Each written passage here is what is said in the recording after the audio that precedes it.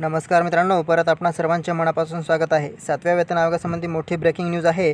वेतन निश्चितीबाबत खुलासा करण्यात आला असून कशा प्रकारे विकल्प निवडावा याविषयी माहिती या बातमीमध्ये दिलेली आहे। तर मित्रांनो, हा व्हिडिओ शेवटपर्यंत पहा जेणेकरून सविस्तर माहिती तुम्हाला कळेल। त्याचबरोबर आपणास जर हा व्हिडिओ आवडला तर व्हिडिओला लाईक करा आणि अशा प्रकारचे नवनवीन व्हिडिओ पाहण्यासाठी चॅनलला सबस्क्राईब करून समोरच्या बेलवर क्लिक करा। तर चला कशा प्रकारे आहे बातमी, सविस्तर माहिती जाणून घेऊया। टोटल सपोर्ट या नावासमोरील सबस्क्राईबवर क्लिक करा आणि त्यानंतर समोर एक बेल दिसेल त्यावर सुद्धा क्लिक करा जेणेकरून या चॅनलवरचे सर्व नवनवीन व्हिडिओ तुम्हाला सर्वात अगोदर बघायला मिळतील। तर मित्रांनो, 7व्या वेतन आयोगामध्ये वेतन निश्चितीबाबत विकल्प कोणता निवडावा याविषयी ही बातमी आलेली आहे। तर तुम्हाला सविस्तर माहिती कळणार आहे, त्यासाठी हा व्हिडिओ शेवटपर्यंत पहा। 7व्या वेतन आयोगांतर्गत वेतन निश्चितीबाबत शिक्षक भारतीने मंत्रालयातील वित्त विभागातून मार्गदर्शन घेतले आहे, अशी माहिती शिक्षक भारतीचे जिल्हाध्यक्ष महेश शरणाथे कृष्णा पोळ यांनी दिली। शरणाथे पोळ म्हणाले, वित्त विभागाचे कक्ष अधिकारी किरण शिंदे कामत यांची भेट घेऊन वेतन निश्चितीबाबत माहिती घेतली आहे।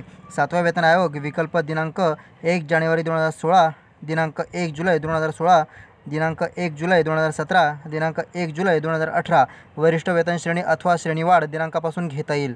दिनांक 1 जानेवारी 2016 नंतर 4200 ग्रेड पे वरिष्ठ वेतन श्रेणी मंजूर झालेल्या शिक्षकांची वेतन निश्चिती करताना 4200 ग्रेड पेला 2.57 या फॅक्टरने गुंता येत नाही, अशा शिक्षकांनी दिनांक 1 जुलै 2016, दिनांक 1 जुलै 2017, दिनांक 1 जुलै 2018 रोजी विकल्प स्वीकारला तरी दिनांक 1 जानेवारी 2016 रोजी असणाऱ्या 2800 ग्रेड पेलाच 2.57 या फॅक्टरने गुणून वेतन निश्चिती शासन निर्णयानुसार होणार आहे। त्याचबरोबर दिनांक 1 जानेवारी 2016 पूर्वी 4200 ग्रेड पे असणाऱ्या किंवा दिनांक 1 जानेवारी 2016 नंतर ग्रेड पेमध्ये बदल नसणारे शिक्षक कर्मचारी फायदेशीर असणारा विकल्प निवडू शकतात।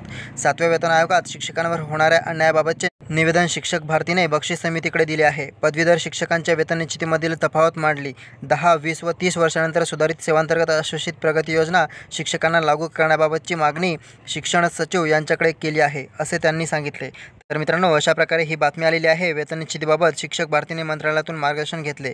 तर याविषयी आपण सविस्तर माहिती जाणून घेतली। आपणास जर ही माहिती उपयुक्त वाटली असेल, आवडली असेल तर लाईक करा, तुमच्या मित्रांना शेअर करा आणि अशा प्रकारचे नवनवीन व्हिडिओ पाहण्यासाठी चॅनलला सबस्क्राईब करून समोरच्या बेलवर क्लिक करा। तर चला भेटूया नेक्स्ट व्हिडिओमध्ये। धन्यवाद।